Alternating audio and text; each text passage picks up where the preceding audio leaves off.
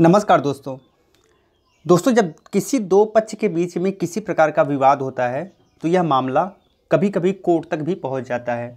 और जैसे ये मामला कोर्ट तक पहुंचता है तो आपको अपना एक वकील हायर करना पड़ता है जो आपके तरफ से वह केस लड़े, यानी आपका वह वकील प्रतिनिधित्व करता है। अब जब भी कोई वकील करने जाता है तो वो दो चीज़ें ध्यान रखता है। पहली बात तो ये है कि उसका वकील काफ़ी काबिल हो और वह आसानी से उसके केस को जिता पाए। तो गाइस, अब जब बात आती है काबिल वकील की तो सामान्य सी बात है कि जो वकील काबिल होगा वो अच्छी खासी फीस भी लेगा। तो इस प्रकार से देखेंगे तो वकील की काफ़ी अच्छी कमाई हो जाती है अपने क्लाइंट से। हे गाइस, आज के इस वीडियो में हम डिस्कस करने वाले हैं वकील कैसे बने। तो फ्यूचर में अगर आप वकालत करना चाहते हैं, अगर आप एडवोकेट बनना चाहते हैं तो इस वीडियो को अंत तक देखिएगा, क्योंकि इस वीडियो में आपको वो सारी चीज़ें जानने को मिलेंगी जो आपको आगे आवश्यक होगी। तो हे गाइस, मैं अशोक सिंह और आप देख रहे हैं अलग क्लासेस। चलिए वीडियो को शुरू करते हैं। हमेशा अपडेट रहने के लिए सब्सक्राइब करें और फिर बेल आइकॉन पर क्लिक करें। तो गाइज, सबसे पहले जब आप वकील बनना चाहते हैं, आपके मन में एक सपना आ जाता है कि फ्यूचर में आपको एडवोकेट बनना है, तो गाइज आपको 12th की पढ़ाई अच्छे से करनी पड़ेगी। अब जब आप 12th की पढ़ाई करते हो तो ध्यान रखना है कि कम से कम 50% आपका 12th में हो, क्योंकि अगर 50% से कम मार्क्स होते हैं तो आप एक अच्छे लॉ कॉलेज से वकालत नहीं कर सकते। आपको किसी नॉर्मल कॉलेज से वकालत करनी पड़ेगी, और नॉर्मल कॉलेज से वकालत करने का मतलब आप एक नॉर्मल वकील ही बन के रह जाओगे। तो इसलिए ध्यान रखना है कि 12th में कम से कम 50% मार्क्स आपका हो। अब यहाँ पर अगर आप वकालत करना चाहोगे तो इसके लिए आपको LLB कोर्स में एडमिशन लेना पड़ेगा। यह एक बैचलर डिग्री कोर्सेज है, और यहाँ पर बता दें LLB में आप एडमिशन लेने के लिए 12th के बाद से भी ले सकते हो और ग्रेजुएशन के बाद से भी ले सकते हो। 12th के बाद LLB में एडमिशन लेने के लिए आपको 5 साल का LLB का कोर्स कंप्लीट करना पड़ेगा। तो यहाँ पर 12th से अगर आप लेते हो तो टोटल जो कोर्स का ड्यूरेशन होगा वो 5 वर्ष का होगा। अगर आप ग्रेजुएशन के बाद करते हो LLB तो ये केवल 3 वर्ष का होगा। अब आपको डिसाइड करना है कि आपको 12th के बाद सीधे आपको LLB करना है या फिर आप ग्रेजुएशन के बाद LLB करना चाहते हो। मैं कहूँगा कि आप 12th के बाद ही LLB करो, अगर आपका गोल पूरी तरह से निश्चित हो गया है कि आपको एडवोकेट या फिर जज ही बनना है। चलिए, इतनी बातें तो हम कर लिए, अब इसके आगे देखते हैं। तो गाइस, जैसे ही आप LLB में एडमिशन लेने की बात आती है तो आपके दिमाग में तुरंत आना चाहिए कोई लॉ कॉलेज।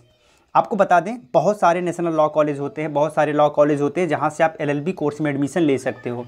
लेकिन लॉ कॉलेज में एडमिशन के लिए एक बहुत ही टेस्ट काफ़ी फेमस है, जैसे कि उसका नाम है क्लैट टेस्ट, जिसे हम कॉमन लॉ एडमिशन टेस्ट के नाम से भी जानते हैं। Maximum law college, law universities इसी टेस्ट के माध्यम से, इस टेस्ट के स्कोर के माध्यम से एडमिशन लेती हैं। ज़रूरी नहीं है कि सभी लॉ कॉलेज क्लैट को मान्य करें, लेकिन मैक्सिमम NLU क्लैट को मान्य करती हैं। इसके बाद आता है नॉर्मल किसी यूनिवर्सिटी से, किसी स्टेट यूनिवर्सिटी से LLB प्रोग्राम में एडमिशन लेना, तो वो भी आप ले सकते हो, लेकिन आपका गोल रहना चाहिए NLU यानी नेशनल लॉ यूनिवर्सिटी में एडमिशन लेना, क्योंकि यहाँ से LLB करने के बाद आपका कैरियर बहुत ही ज़बरदस्त होने वाला है। तो गाइस, क्लैट एग्ज़ाम आपको देना पड़ेगा। अब क्लैट एग्ज़ाम के बारे में हमने एक स्पेसिफिक वीडियो पहले ही अपलोड की है, तो आप उस वीडियो को इसी वीडियो के कमेंट बॉक्स में जाइएगा, वहाँ पर जो सबसे पहला कमेंट होगा, पिन कमेंट, उसमें आपको मिल जाएगा। तो क्लैट के बारे में डिटेल में जानकारी आपको वहाँ पर मिल पाएगी, तो आप ज़रूर विजिट करिए उस वीडियो को। चलिए आगे बढ़ते हैं।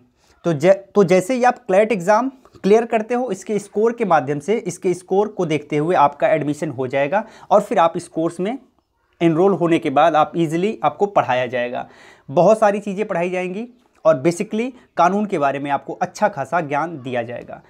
इस कोर्स को कंप्लीट होने के दौरान ही आपको इंटर्नशिप भी करनी पड़ती है, जिसमें बताया जाता है कि आपको एक्चुअल में काम कैसे करना पड़ता है, काम कैसे किया जाता है। तो ये सारी चीज़ें कंप्लीट होने के बाद फाइनली आपको सर्टिफिकेट मिल पाता है कि आपका LLB का कोर्स कंप्लीट हो गया है।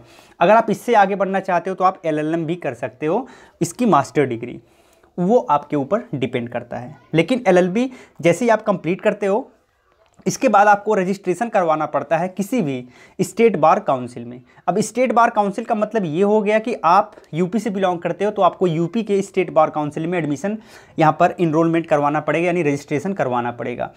और फाइनली इसके बाद आपको AIBE देना पड़ता है, यानी कि all India bar examination test आपको देना पड़ता है। इस टेस्ट को क्लियर करने के बाद आपको एक प्रैक्टिस सर्टिफिकेट इशू हो जाता है। जो ये प्रैक्टिस सर्टिफिकेट इशू होता है उसके बेस पर आप यहाँ पर प्रैक्टिस कर पाते हो किसी अच्छे वकील के अंतर्गत। तो गाइज़ यहाँ पर ये जो प्रैक्टिस है ये बहुत ज़्यादा मैटर करती है कि आप कितने अच्छे वकील बन पाओगे।